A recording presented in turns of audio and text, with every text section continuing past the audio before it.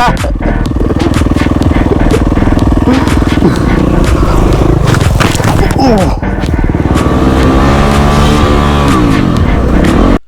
going on, guys? It's MitchMotoMaths here, coming at you with another Rate My Ride road series video. This time we are looking at the Great Alpine Road again, but we're looking at the Omeo to Bright section. So previously we looked at sort of the Bruthen up to Omeo section. Now we're looking at the next part of that Great Alpine Road, and really the only other part worth talking about, which is Omeo through to Bright, so going over Hotham, Dinner Plains, and through Harriettville. Yeah, so that's where we're looking at, and so we'll get straight into it, which is the accessibility. So the accessibility of this, it is on the cusp of Omeo, so it is really far from Melbourne. You're looking at 3 to 4 hours just to get there, so it's not one you'll be doing on a day trip anytime soon, unless you're super keen, and even then I'd be like, damn, that's impressive. But there is plenty of lovely places to stay in that area. Awesome countryside and stuff, and lots of different accommodation, whether it be in Bright or be in Omeo. So you can, make that as part of your plans, and have it as a stop on the way. You could even stay in Hotham as an option. Because there is accommodation there. I'm not sure how much that accommodation runs during not winter, but I believe there's some places that you can stay during summer, because there is a lot of mountain biking and stuff done there during summer. So the accessibility, going to keep it quite low. It's a 3, right? It's not the most accessible road, because obviously it is quite far from Melbourne, but there is some accommodation and stuff there that does make the trip sort of worthwhile, and you're able to make it in as part of some sort of bigger ride. Yeah. So, length. This section is about 100 kilometers long. It's 109 between Omeo and Bright, but the section we'll be focusing on is sort of that 80k section between Omeo and Harriettville, where it is quite nice and twisty and all of that stuff. Yeah, the length. It's a nice length. It's not so long that you're worrying about your tank running out. There's enough sections where it's a bit more relaxed that you can give yourself a break without actually stopping, but there is also some awesome places to stop. You can stop in Hotham, where all the ski resort, where the ski resort starts, or there's some nice views that you would have seen photos on Instagram from our Alpine trip that I put up. Some awesome views and awesome lookouts that you can stop at and have a look over sort of the high country mountain ranges. Most of the views look towards the north, but there is a couple that look towards the south. But yeah, the length, so I'm going to give that 8. It is, the reason I'm not going any higher than 8 is because it does drag on a little bit, especially if you've done a big day leading up to it, or something like that, because you'll start to feel kind of tired and fatigued a little bit while you're riding, especially if you're on a more tucked bike or like a proper sport bike. You might feel that the 109 k's is quite long, but it is, it's still, it's not ridiculously long. It's just, you can start to feel sort of that exhaustion and stuff like that a little bit late. Traffic is kind of where this road falls down a little bit, especially if you're not super, you're not super aggressive, and you're not super, I'm just going to overtake you in this short little span. I had a lot of issues with traffic the last time I was there, but I was taking a pillion, so that was part of the problem. It's a lot harder to be aggressive when the person sitting with you isn't ready for you just to randomly throw on the throttle. Traffic is really where it does fall down. Everything else about the road is absolutely awesome. So I'm gonna give it a 3, right?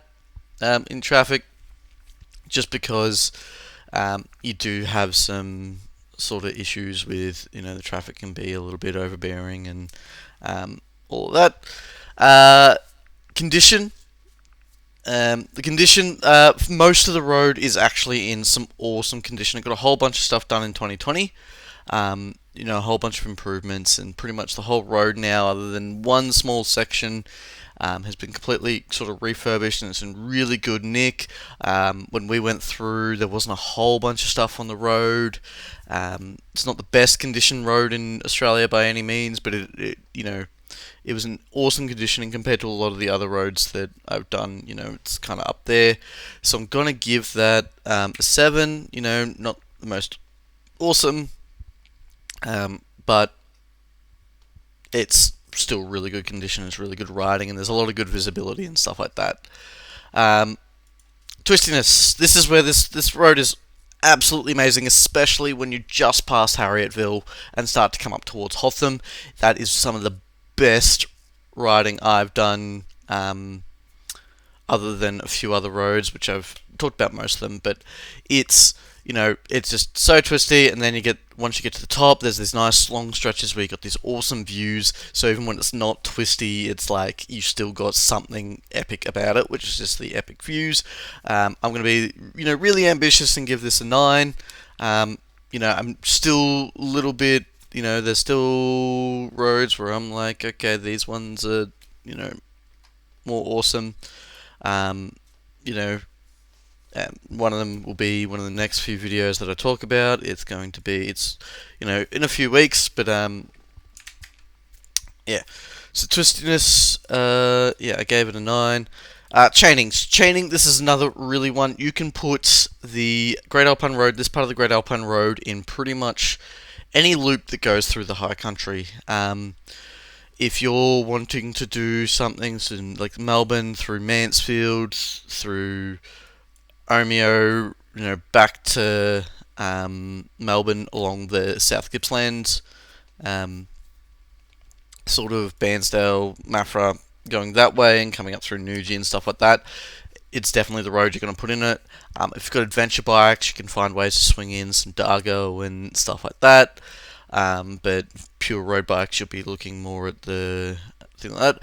The other option is you can do loops that go, Omeo through Tallangatta or Mitamita or Corryong, going up through that way and doing a sort of loop around there. And you could make this part of pretty much any loop, depending on how long you want the loop to be, that goes up in sort of the northeast corner of Victoria. And it will be 100% worthwhile adding to that loop. I don't see any reason not to if you get the chance. The chaining, don't think there's many better roads that have fun link-ins and, fun links, going in every direction. You could even quite literally just do Omeo to Bright, back to Omeo if you really wanted to, going Hotham one way and Falls Creek the other, is just like, you've got a week-long ride and you're just taking a day just to do that.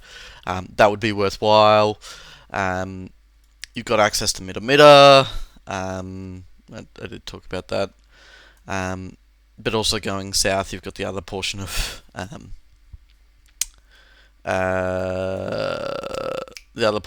the Great Alpine Road, and then you could go further east and go up to Cairn River, or up through Buchan, or anywhere sort of towards like Mallacoota, Eden, and all of that. You'll have like really, really fun time. Yeah. So chaining, I never actually gave it a number. I'm giving it. I'm being ambitious here. I'm giving it 10. Really easy to loop around with other things. Speed limit, this is where it sort of falls down. There's times when it's 100, times when it's quite low. So the speed limit does not as bad as the traffic or the accessibility, but I'm just gonna say sometimes it feels really low. There are sections where it's like understandable, you're going through sort of residential areas and stuff like that, but there's other sections that's like, people should just drive to their limit. So I'm just gonna give it a 5. Still, the road's awesome.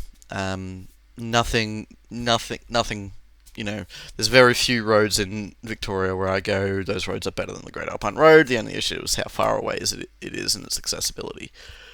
So overall, I think this road is so worth doing. If you get the time, do yourself a favor, get out to that road, have an awesome time. Make sure to take in the sights, and if you can, take a bit of time doing it rather than just doing it in one going up there, coming back in one day, because you're not going to enjoy it as much, because you're going to be exhausted and stuff like that. But overall, I'm going to give this section of the Great Alpine Road an 8. I think that's a fair number, and it's just awesome, so worth doing, and do it when you get time is like all I have to say about it. Alright, yeah, so that's it for this video. Thanks for watching. Make sure to like, comment, and subscribe.